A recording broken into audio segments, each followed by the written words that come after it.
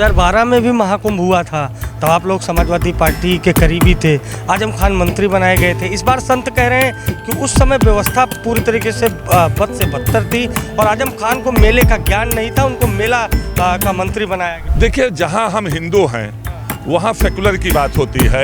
लोग कह रहे हैं कि राकेश प्रताप सिंह इन दिनों जब से थोड़ा समाजवादी पार्टी से दूर हुए हैं तो सनातन के प्रति उनका जो झुकाव है और बढ़ गया है। ये ऐसा है क्या? कुछ पार्टी लाइन की बंदिशें रहती थी अभी तक? 23% हिंदू पाकिस्तान में था, आज 1% भी नहीं बचा है।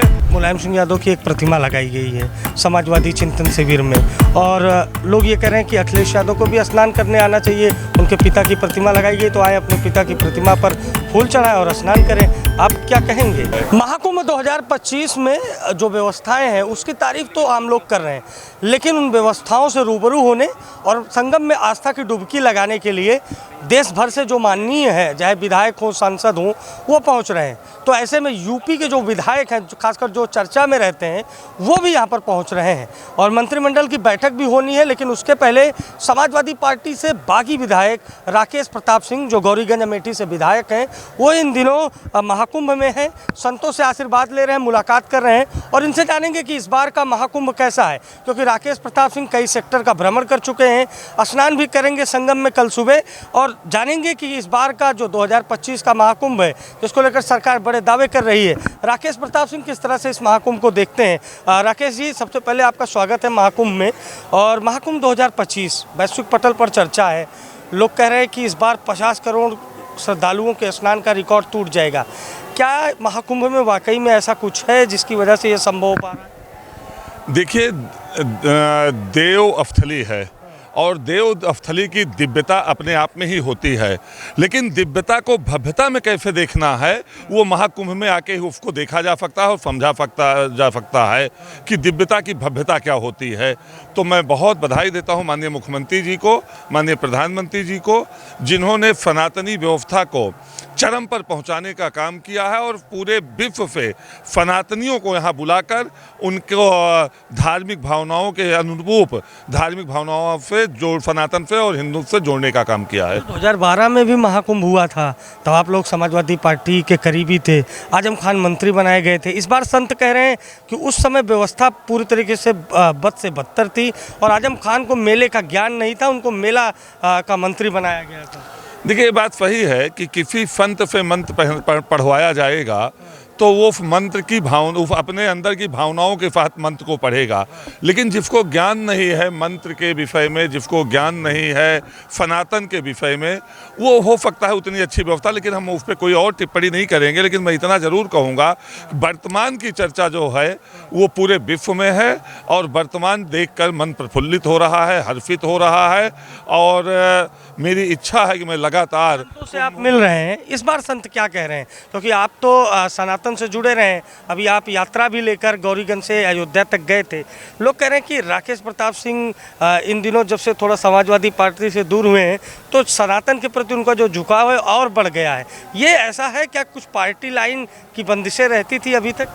देखिए, मैं केवल इतना कहूँगा कि पहले राम है फिर राजनीति है, तो जहाँ राम की बात आएगी वहाँ रामनीति के साथ खड़ा होऊंगा, राजनीति से दूर हो जाऊंगा।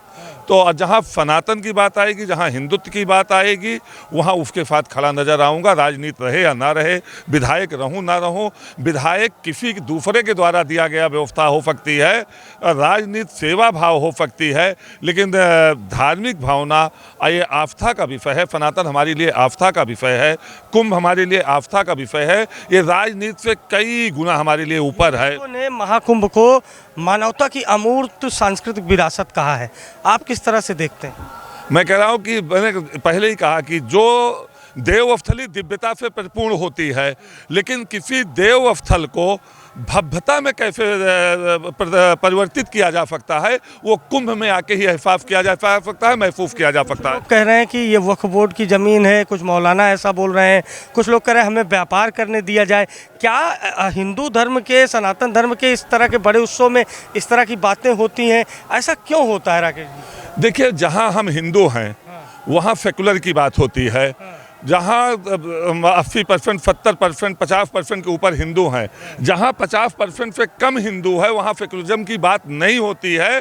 23% हिंदू पाकिस्तान में था, आज 1% भी नहीं बचा है, तो वहाँ सेकुलरिज्म की बात होती तो हमारा हिंदू बढ़ा होता, जैसे हमारे देश में मुसलमान बढ़ा है। चर्चा होने की जरूरत है इन सब विषयों पर खुले मंच से। बिल्कुल चर्चा होनी चाहिए, और उनके साथ ये भी चर्चा होनी चाहिए कि जो राजनीति के माध्यम से सत्ता पे अपना अधिकार जमा के रखना चाहते हैं, हम सनातनियों को जात में बांटकर, जात में भटका कर अपनी राजनीतिक रोटी फेंकना चाहते हैं, उनको भी जवाब दे रहा है ये महाकुंभ। अच्छा, मुलायम सिंह यादव की एक प्रतिमा लगाई गई है समाजवादी चिंतन शिविर में, और लोग ये कह रहे हैं कि अखिलेश यादव को भी स्नान करने आना चाहिए। उनके पिता की प्रतिमा लगाई गई तो आए अपने पिता की प्रतिमा पर फूल चढ़ाएं और स्नान करें। आप क्या कहेंगे एक स्वच्छ राजनीति के? देखिए, श्रद्धेय नेताजी बहुत बड़े मन के नेता थे। वो गरीब, मजदूर, किसान, ज़रूरतमंदों के आस्था के केंद्र थे। उनको फत नमन और फत उनको श्रद्धांजलि।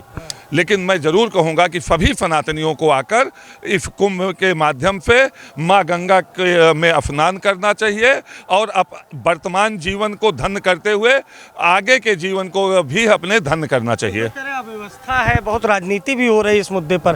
क्या इस तरह के जो बड़े आयोजन है, जो देश की जो ब्रांड इमेज है उसको और मजबूत करते हैं, प्रदेश की अर्थव्यवस्था को मजबूत करते हैं, वहाँ पर इस तरह की छोटी छोटी बातों को सोशल मीडिया पर प्रचारित करना कि कुंभ में पूरी तरीके से अव्यवस्था है, किस तरह से ये, क्या आपको लगता है कि स्वच्छ राजनीति में जरूरी है?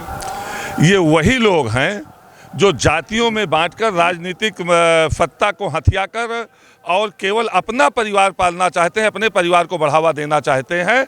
बाकी ये कह के सनातनी लोगों की भावनाओं को ठेस पहुंचाने का काम कर रहे हैं। इससे दिव्य और भव्य व्यवस्था नहीं हो सकती है। आने वाले हैं क्षेत्र के लोगों को आप कुंभ में लगातार लेकर जाते हैं, आप धार्मिक स्थानों पर? लगातार लोग आ रहे हैं। मैंने क्षेत्र में कह दिया है, मंचों पे कह दिया है, लोगों पे संदेशा दे रहा हूं कि जो भी चलना चाहता है, जिसके पास अपनी जाने की व्यवस्था नहीं, वहां रुकने की व्यवस्था नहीं, खाने की व्यवस्था नहीं। में राकेश प्रताप सिंह सनातन उत्थान के लिए आगे कदम बढ़ा चुके हैं।